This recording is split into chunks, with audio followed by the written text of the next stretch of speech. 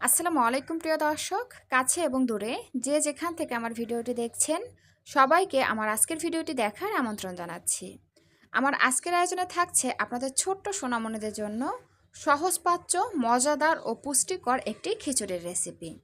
এই রেসিপিটি আপনারা ৮ মাস থেকে ৩ বছরের বাচ্চাদেরকে তৈরি করে খাওয়াতে পারবেন।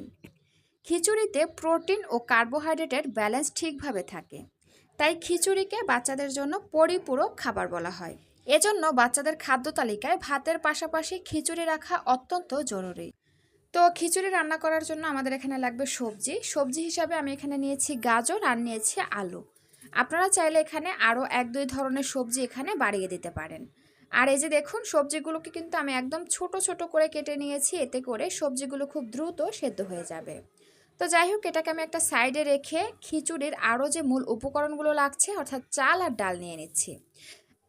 তো এখানে আমি নিয়ে নিচ্ছি ৩ টেবিল চামচ মুগের ডাল, সাথে ৩ টেবিল চামচ রেগুলার ভাতের চাল। বাচ্চাদের খাওয়ার ধরন বা চাহিদা বুঝে এখানে চাল আর ডালের পরিমাণটা কমিয়ে এবং বাড়িয়ে ব্যবহার করবেন। তারপরে হচ্ছে নর্মাল পানি দিয়ে চাল আর ডালগুলোকে খুব ভালোভাবে ৩ থেকে ৪ বার ধুয়ে নিতে হবে। আর বাচ্চা যদি মসুরির ডাল হজম করতে পারে তাহলে আপনি এখানে মুগের ডালের পরিবর্তে মসুরির ডালটাও ব্যবহার করতে পারবেন। তো যাই হোক, চাল আর ডাল আমি খুব ভালোভাবে ধুয়ে নিয়েছি। এবার যে হাঁড়িতে রান্না করব সেই হাঁড়িতে চাল আর ডালগুলো দিয়ে দিচ্ছি এবং এখানে আমি সবজিগুলোও দিয়ে দিচ্ছি। আর সবজিগুলোও কিন্তু খুব ভালোভাবে ধুয়ে পরিষ্কার করে নিয়েছি। তারপরে এর মধ্যে আমি দিয়ে দিচ্ছি মশলা হিসেবে আমি এখানে ১ চা চামচের ৪ ভাগের ১ ভাগ হলুদ গুঁড়ো দিয়ে দিচ্ছি, ৪ ভাগের ১ ভাগ জিরার গুঁড়ো দিয়ে দিচ্ছি, স্বাদ অনুযায়ী লবণ এবং দিয়ে দিচ্ছি সামান্য একটু আদা এবং রসুনের পেস্ট।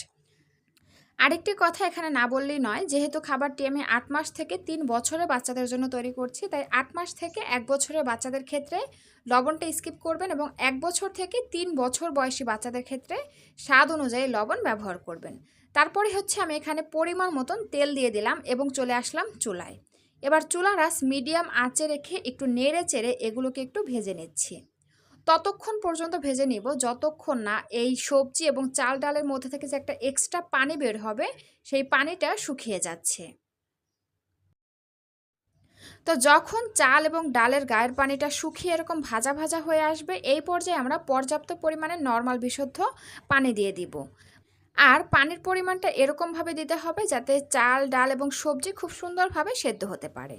তারপরে হচ্ছে একটা ঢাকনা দিয়ে ঢেকে চুলার আঁচ মিডিয়াম আঁচে রেখে চাল ডাল এবং সবজি খুব ভালোভাবে সেদ্ধ হয়ে আসা পর্যন্ত রান্না করে নিব।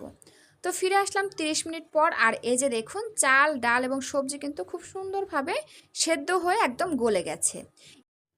এই পর্যায়ে এখানে একটি আলু ম্যাশার অথবা ডাল ঘুটনি দিয়ে খাবারটি খুব ভালোভাবে ম্যাশ করে নিতে হবে।